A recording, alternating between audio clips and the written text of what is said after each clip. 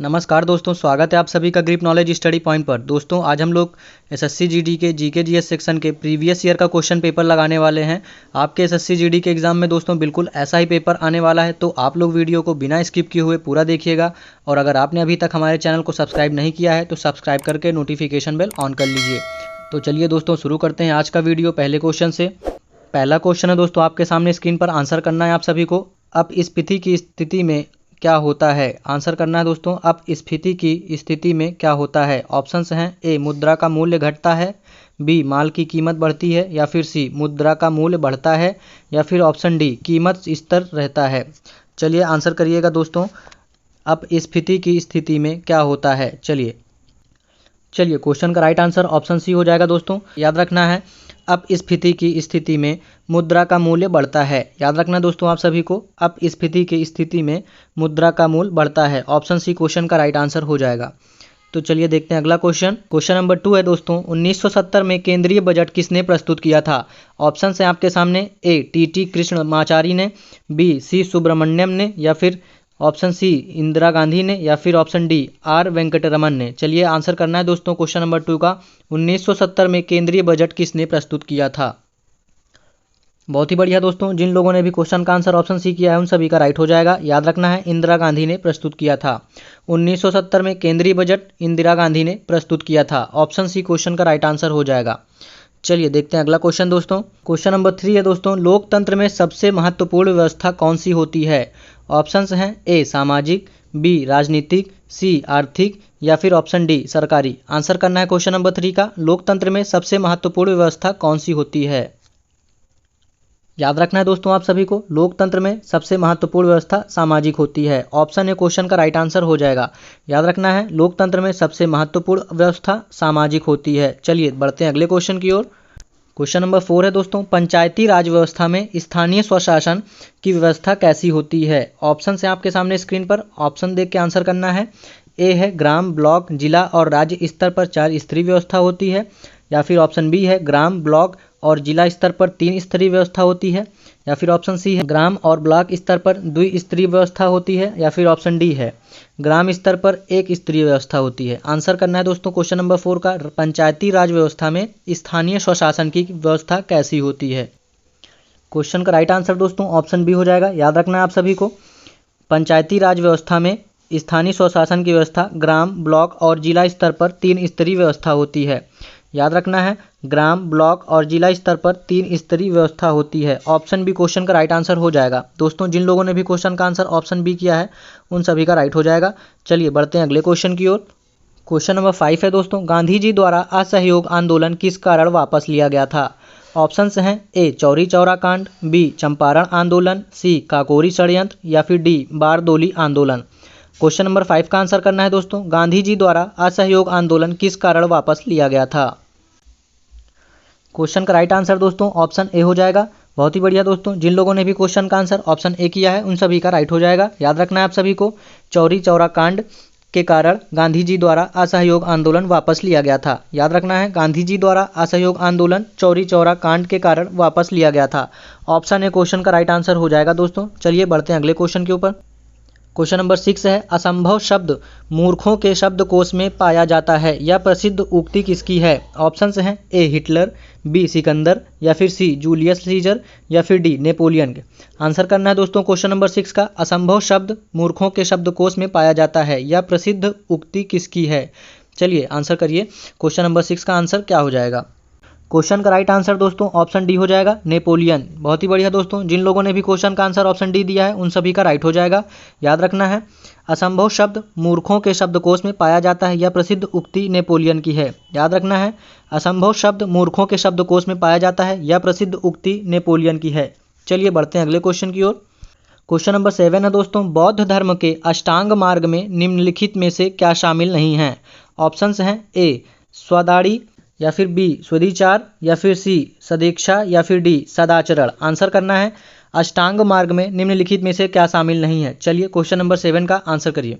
Question number 7 का right answer option C हो जाएगा दोस्तों। बहुत ही बढ़िया, जो लोग भी क्वेश्चन का आंसर ऑप्शन सी कर रहे हैं उन सभी का राइट हो जाएगा। याद रखना है, बौद्ध धर्म के अष्टांग मार्ग में सदीक्षा शामिल नहीं है। याद रखना है, बौद्ध धर्म के अष्टांग मार्ग में सदीक्षा शामिल नहीं है। भगवान बुद्ध ने इस मार्ग में 8 अंग बताए हैं। सम्यक दृष्टि, सम्यक संकल्प, सम्यक वचन, सम्यक कर्म, सम्यक आजीविका, सम्यक व्यायाम, सम्यक स्मृति और सम्यक समाधि। तो दोस्तों याद रखना है, क्वेश्चन नंबर 7 का राइट आंसर ऑप्शन सी हो जाएगा। बौद्ध धर्म के अष्टांग मार्ग में सदेच्छा शामिल नहीं है।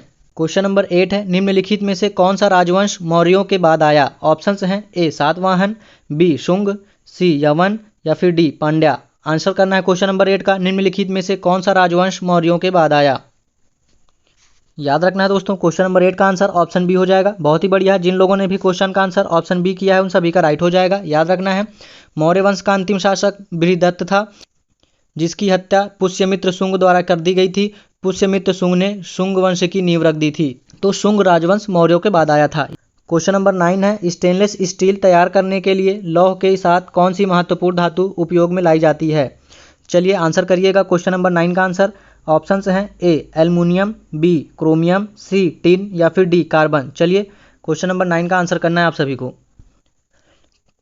बहुत ही बढ़िया दोस्तों, जिन लोगों ने भी क्वेश्चन का आंसर ऑप्शन बी किया उन सभी का राइट हो जाएगा। याद रखना है, स्टेनलेस स्टील तैयार करने के लिए लौह के साथ क्रोमियम मिलाई जाती है। याद रखना है दोस्तों, स्टेनलेस स्टील तैयार करने के लिए लौह के साथ क्रोमियम मिलाई जाती है। ऑप्शन बी क्वेश्चन का राइट आंसर हो जाएगा। तो चलिए बढ़ते हैं अगले क्वेश्चन की ओर।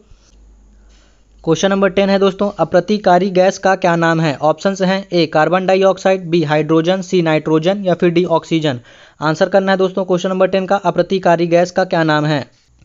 क्वेश्चन नंबर 10 का राइट आंसर ऑप्शन सी हो जाएगा दोस्तों। बहुत ही बढ़िया, जिन लोगों ने भी क्वेश्चन का आंसर ऑप्शन सी किया उन सभी का राइट हो जाएगा। याद रखना है, अप्रतिकारी गैस का नाम नाइट्रोजन है। ऑप्शन सी क्वेश्चन का राइट आंसर हो जाएगा। अप्रतिकारी गैस नाइट्रोजन का नाम है। चलिए क्वेश्चन नंबर 11 है दोस्तों, तोते की अनुमानित जीवन काल कितना होता है? चलिए आंसर करना है, ए 20 वर्ष, बी 40 वर्ष, सी 70 वर्ष या फिर डी 140 वर्ष। आंसर करना है, तोते का अनुमानित जीवन काल कितना होता है?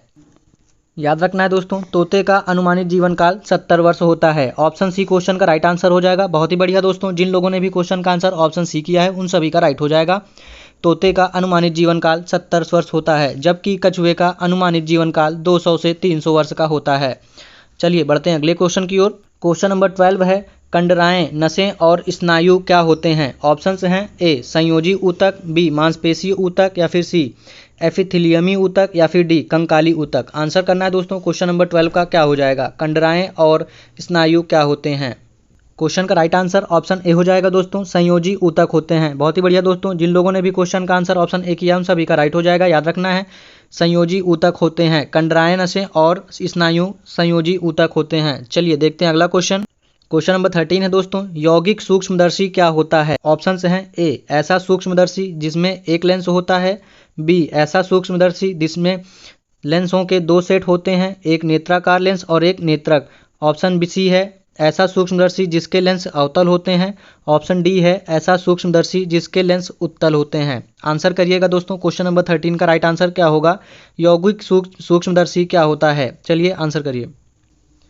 याद रखना है दोस्तों आप सभी को, यौगिक सूक्ष्मदर्शी ऐसा सूक्ष्मदर्शी होता है जिसमें लेंसों के 2 सेट होते हैं, एक नेत्राकार होता है और दूसरा नेत्रक होता है। ऑप्शन बी क्वेश्चन का राइट आंसर हो जाएगा दोस्तों। बहुत ही बढ़िया, जिन लोगों ने भी क्वेश्चन का आंसर ऑप्शन बी किया है उन सभी का राइट हो जाएगा। चलिए देखते हैं अगला क्वेश्चन। क्वेश्चन नंबर 14 है दोस्तों, पानी में क्या होने पर उसे भारी पानी कहते हैं? ऑप्शंस हैं ए हाइड्रोजन का भारी समस्थानिक, बी ऑक्सीजन का भारी समस्थानिक या फिर सी हाइड्रोजन परमाणुओं की अणु संख्या या फिर डी ऑक्सीजन परमाणुओं की अणु संख्या। आंसर करना है दोस्तों क्वेश्चन नंबर 14 का, पानी में क्या होने पर उसे भारी पानी कहते हैं? चलिए बहुत ही बढ़िया दोस्तों, जिन लोगों ने भी क्वेश्चन का आंसर ऑप्शन ए किया है उन सभी का राइट हो जाएगा। याद रखना है, पानी में हाइड्रोजन का भारी समस्थानिक होने पर उसे भारी पानी कहते हैं। याद रखना है, भारी जल को D2O कहते हैं, जो हाइड्रोजन का एक भारी समस्थानिक ड्यूटेरियम होता है। चलिए ऑप्शन ए क्वेश्चन का राइट आंसर हो जाएगा। चलिए देखते हैं अगला क्वेश्चन। क्वेश्चन नंबर 15 है दोस्तों, ग्लास किस में घुलनशील होता है? ऑप्शंस हैं ए H2SO4 में, बी HClO4 में या फिर सी HNO3 में या फिर डी HF में। आंसर करना है क्वेश्चन नंबर 15 का, ग्लास किस में घुलनशील होता है? चलिए दोस्तों बहुत ही बढ़िया, जिन लोगों ने भी क्वेश्चन का आंसर ऑप्शन डी किया उन सभी का राइट हो जाएगा, HF। याद रखना है दोस्तों, कांच हाइड्रोफ्लोरिक एसिड में घुलनशील होता है। याद रखना है दोस्तों, इसीलिए कांच पर लिखने के लिए हाइड्रोफ्लोरिक एसिड का प्रयोग किया जाता है। क्वेश्चन नंबर 16 है दोस्तों, मानवीय आंख की अधिकतम सुग्राह्यता किस क्षेत्र में होती है? ऑप्शंस हैं ए बैगनी क्षेत्र, बी हरित क्षेत्र, या फिर सी नीला क्षेत्र, या फिर डी लाल क्षेत्र। आंसर करना है दोस्तों, मानवीय आंख की अधिकतम सुग्राहिता किस क्षेत्र में होती है। चलिए क्वेश्चन नंबर 16 का आंसर करिए। क्वेश्चन का राइट आंसर ऑप्शन ए हो जाएगा दोस्तों। बहुत ही बढ़िया, जिन लोगों ने भी क्वेश्चन का आंसर ऑप्शन ए किया है उन सभी का राइट हो जाएगा, बैगनी क्षेत्र में होती है, याद रखना है दोस्तों। चलिए ऑप्शन ए क्वेश्चन का राइट आंसर हो जाएगा। बढ़ते हैं अगले क्वेश्चन की ओर। क्वेश्चन नंबर 17 है दोस्तों, वायु में प्रकाश की गति कितनी होती है। ऑप्शंस हैं दोस्तों आपके सामने स्क्रीन पर, ऑप्शन देख के आप सभी को बताना है क्वेश्चन का राइट आंसर क्या हो जाएगा। चलिए दोस्तों ऑप्शन यहाँ पे मिसप्रिंट हुए हैं। ऑप्शन ए है 3 × 10⁸ मीटर पर सेकेंड, ऑप्शन बी है 3 × 10⁻10 मीटर पर सेकेंड, ऑप्शन सी है 8 × 10⁻3 मीटर पर सेकेंड, या फिर ऑप्शन डी है असीम। चलिए कुछ दोस्तों क्वेश्चन का राइट आंसर क्या हो जाएगा आप सभी को बताना है, वायु में प्रकाश की गति कितनी होती है। दोस्तों क्वेश्चन का राइट आंसर ऑप्शन ए हो जाएगा 3 × 10⁸ मीटर पर सेकेंड होती है। याद रखना है दोस्तों, वायु में प्रकाश की गति 3 × 10⁸ मीटर पर सेकेंड होती है। चलिए दोस्तों बढ़ते हैं अगले क्वेश्चन की ओर। क्वेश्चन नंबर 18 है दोस्तों, HTML पेजों के संग्रह से क्या बनता है। ऑप्शंस हैं ए हाइपरलिंक, बी हाइपर टेक्स्ट, सी वर्ल्ड वाइड वेब, या फिर डी हाइपर मीडिया। आंसर करना है दोस्तों, HTML पेजों के संग्रह से क्या बनता है। दोस्तों क्वेश्चन का राइट आंसर ऑप्शन सी हो जाएगा। बहुत ही बढ़िया, जिन लोगों ने भी क्वेश्चन का आंसर ऑप्शन सी किया है सभी का राइट हो जाएगा। याद रखना है HTML पेजों के संग्रह से वर्ल्ड वाइड वेब बनता है, जिसे इंटरनेट के जरिए हम आसानी से देख सकते हैं। क्वेश्चन नंबर 19 है दोस्तों, अम्लीय वर्षा किस कारण होती है। ऑप्शंस हैं SO2 और कणिका के कारण, ऑप्शन बी है NO2 और कणिका के कारण, ऑप्शन सी है CO2 और CFCs के कारण, ऑप्शन डी है SO2 और NO3 के कारण। चलिए आंसर करिएगा, अम्लीय वर्षा किस कारण होती है। क्वेश्चन का राइट आंसर ऑप्शन डी हो जाएगा दोस्तों, SO2 और NO2 के कारण अम्लीय वर्षा होती है। याद रखना है दोस्तों, SO2 और NO2 के कारण अम्लीय वर्षा होती है। चलिए देखते हैं अगला क्वेश्चन। क्वेश्चन नंबर 20 है दोस्तों, मनुष्य की छाती से ऊंचे 30 सेंटीमीटर या इससे अधिक परिधि वाले पौधे की पहचान किस रूप में की जाती है। ऑप्शंस हैं ए जड़ी बूटी, बी झाड़ी, सी औषधि बूटी, या फिर डी वृक्ष। आंसर करना है दोस्तों, क्वेश्चन का राइट आंसर क्या हो जाएगा। क्वेश्चन का राइट आंसर दोस्तों ऑप्शन सी हो जाएगा, औषधि बूटी। याद रखना है आप सभी को, मनुष्य की छाती से ऊंचे 30 सेंटीमीटर या इससे अधिक परिधि वाले पौधे औषधि बूटी कहलाते हैं। उदाहरण के लिए एलोवेरा, तुलसी और आदि। क्वेश्चन नंबर 21 है दोस्तों, त्वचा पर काटने वाले मच्छरों के गतिशील अंगों के रूप में कितनी जोड़ी टांगे होती हैं। ऑप्शंस हैं ए 4 जोड़ी, बी है 3 जोड़ी, सी है 2 जोड़ी, या फिर डी है 1 जोड़ी। आंसर करना है क्वेश्चन नंबर 21 का, त्वचा पर काटने वाले मच्छरों में के गतिशील अंगों के रूप में कितनी जोड़ी टांगे होती हैं। क्वेश्चन का राइट आंसर हो जाएगा दोस्तों ऑप्शन बी, 3 जोड़ी टांगे होती हैं। याद रखना है दोस्तों, त्वचा पर काटने वाले मच्छरों के शरीर में 3 क्षेत्र होते हैं, पहला सिर, दूसरा थेरोक्स, तीसरा पेट। इनके पंखों की 1 जोड़ी तथा पैरों के 3 जोड़ी होते हैं। ऑप्शन बी क्वेश्चन का राइट आंसर हो जाएगा। चलिए बढ़ते हैं अगले क्वेश्चन की ओर। क्वेश्चन नंबर 22 है दोस्तों, 1930 में पहली बार राष्ट्रमंडल खेल कहाँ आयोजित किए गए थे। ऑप्शंस हैं A London, B Canada, C Brazil, D Pakistan. Answer करना है 1930 में पहली बार राष्ट्रमंडल खेल कहाँ आयोजित किए गए थे। चलिए बहुत ही बढ़िया दोस्तों, जिन लोगों ने भी क्वेश्चन का आंसर ऑप्शन बी किया उन सभी का राइट हो जाएगा। याद रखना है 1930 में पहली बार राष्ट्रमंडल खेल कनाडा में आयोजित किए गए थे। वर्ष 2018 के राष्ट्रमंडल खेल ऑस्ट्रेलिया में आयोजित किए गए थे और 2022 के राष्ट्रमंडल खेल बर्मिंघम में आयोजित किए जाएंगे। याद रखना है 1930 में पहली बार राष्ट्रमंडल खेल कनाडा में आयोजित किए गए थे। चलिए बढ़ते हैं अगले क्वेश्चन की ओर। क्वेश्चन नंबर 23 है दोस्तों, मुख्यतः आम्र बागों वाले ज्वारीय वन कहाँ पाए जाते हैं। ऑप्शंस हैं दोस्तों ए नागार्जुन सागर, बी नर्मदा बेसिन, सी सुंदरवन डेल्टा, या फिर डी रंगनथिट्टू पक्षी विहार। आंसर करना है मुख्यतः आम्र बागों वाले ज्वारीय क्षेत्र कहाँ पाए जाते हैं। क्वेश्चन नंबर 23 का आंसर करना है दोस्तों, मुख्यतः आम्र बागों वाले ज्वारीय वन कहाँ पाए जाते हैं। चलिए क्वेश्चन नंबर 23 का आंसर करिए। क्वेश्चन नंबर 23 का आंसर ऑप्शन सी हो जाएगा दोस्तों, सुंदरवन डेल्टा। याद रखना है दोस्तों, सुंदरवन डेल्टा में पाए जाते हैं। आम्र बागों वाले ज्वारीय वन सुंदरवन डेल्टा में पाए जाते हैं। बहुत ही बढ़िया दोस्तों, जिन लोगों ने भी क्वेश्चन का आंसर ऑप्शन सी किया है उन सभी का राइट हो जाएगा। क्वेश्चन नंबर 24 है दोस्तों, कौन सी नदी बांग्लादेश में पद्मा नाम से जानी जाती है। ऑप्शंस हैं ए जमुना, बी गंगा, सी तीस्ता, या फिर डी ब्रह्मपुत्र। आंसर करना है कौन सी नदी बांग्लादेश में पद्मा नाम से जानी जाती है। बहुत ही बढ़िया दोस्तों, जिन लोगों ने भी क्वेश्चन का आंसर ऑप्शन बी किया है उन सभी का राइट हो जाएगा। याद रखना है गंगा नदी बांग्लादेश में पद्मा नाम से जानी जाती है। क्वेश्चन का राइट आंसर ऑप्शन बी हो जाएगा गंगा। गंगा नदी बांग्लादेश में पद्मा नाम से जानी जाती है।